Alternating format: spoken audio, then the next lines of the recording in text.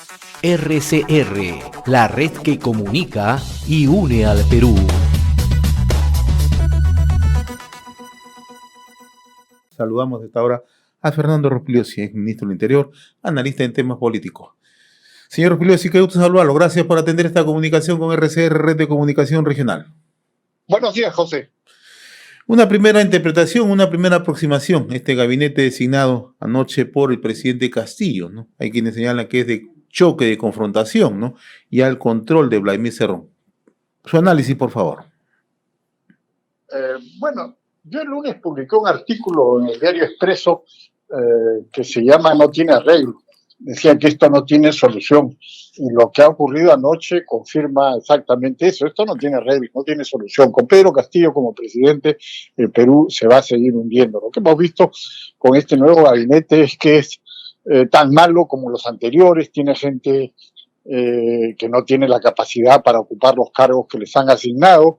Tiene gente con acusaciones de corrupción y tiene al frente a este individuo, Aníbal Torres, que es un cascarrabias, un hombre que insulta todos los días a la prensa, que es lo menos concertador y conciliador que puede uno imaginar, que acaba de tener la renuncia de su viceministro denunciando serias irregularidades en el manejo del Ministerio de Justicia que tenía este señor hasta ahora, que sacó de manera descarada al procurador Soria, Daniel Soria, que había acusado a Pedro Castillo como corresponde a la función de un procurador que defiende los intereses del Estado, no los intereses particulares de nadie. Y el abogado de Castillo pidió que lo saque y este señor lo sacó.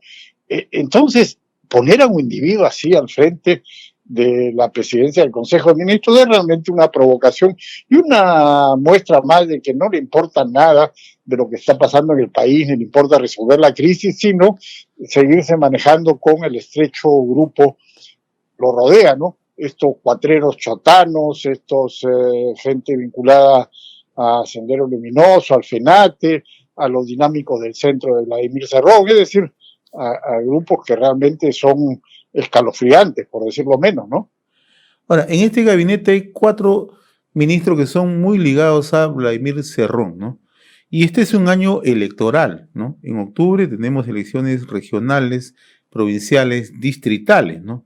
Para nadie es una sorpresa que Cerrón va a presentarse con Perú Libre, ¿no? Y todo parece indicar, y hay quienes empiezan ya a trazar proyecciones, que estos ministros de Salud, de Agricultura, el ministro de Energía y Minas y el ministro de Justicia, ¿no? Van a servir de operadores políticos para los fines de Cerrón. ¿Qué cree usted? Bueno, sin ninguna duda, ¿no? Si alguien piensa que va a haber elecciones libres, competitivas y justas con un gobierno como este, pues está soñando, ¿no? Es evidente que esta gente va a usar los cargos públicos para eso, pero además hay ya muchísimos prefectos y subprefectos vinculados al FENATE, que es un organismo generado por Sendero Luminoso, que han sido nombrados por Pedro Castillo, tanto con Abelino Guillén como con el nuevo ministro, que también van a hacer eso, agitación política. Es decir, vamos a tener acá unas elecciones que no van a ser libres y limpias. Es evidente, ¿no? Y esto de la gente que ha puesto Cerrón se veía venir después de la visita, nuevamente, de la nueva visita que hizo Cerrón hace pocos días a Palacio, y los tweets que ponía, ¿no? Amenazando, porque tiene una bancada parlamentaria que es importantísima para Castillo. Entonces, es parte de la alianza, pues, que se mantiene, ¿no? Si había gente que creía que podían separarse, pues estaban soñando también, ¿no? No, eso no iba a ocurrir. En este escenario, ¿cómo se perfila el papel del Congreso de la República, Fernando?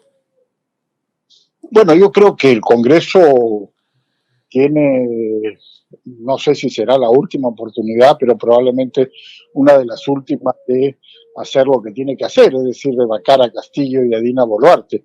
Si no lo hace, yo creo que va a ocurrir lo que dijo Valer, ¿no? Este efímero presidente del Consejo de Ministros, que dijo que su objetivo ahí era cerrar el Congreso. Bueno, pues yo creo que hacia eso va a ir este gobierno, con la ley o sin la ley, con la Constitución o sin la Constitución. Se van a buscar con cualquier pretexto. Ya vimos cómo pasó con Vizcarra, que ilegalmente cerró el Congreso. Bueno, estos van a intentar hacer lo mismo. Y si el Congreso no se adelanta y no los echa del gobierno, bueno, pues ellos mismos están cavando su tumba. Y la designación de Aníbal Torres tiene ese objetivo, justamente confrontar abiertamente al Congreso. Claro, porque ese señor confronta con todo el mundo y naturalmente también va a confrontar con el Congreso, eso es evidente, ¿no? Este señor es un cascarrabias que se pelea con todo el que se le pone delante.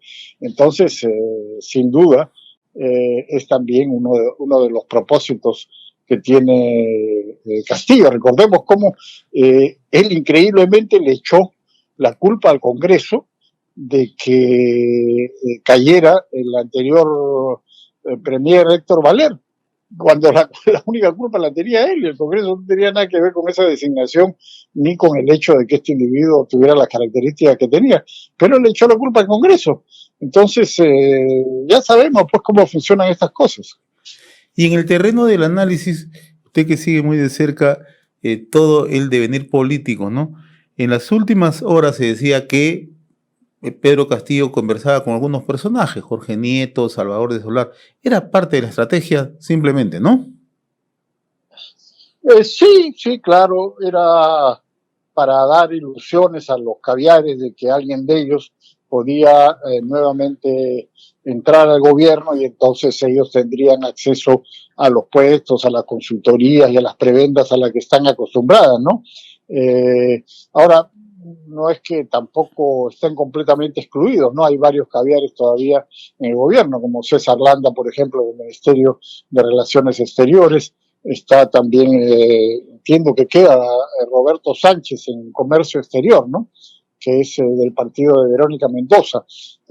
Bueno, ha incluido a Diana Miloslavic en el Ministerio de la Mujer. Entonces, tampoco es que estén completamente excluidos, ¿no? Siempre Castillo, que es un ignorante y un incapaz, pero es un hombre astuto, les da algo para que ellos sientan que tienen esperanzas, posibilidades, y entonces siguen apoyándolo. ¿Y cómo interpretamos el alejamiento de Hernando Ceballos en salud? Bueno, han puesto ahí a un hombre de Cerrón, ¿no?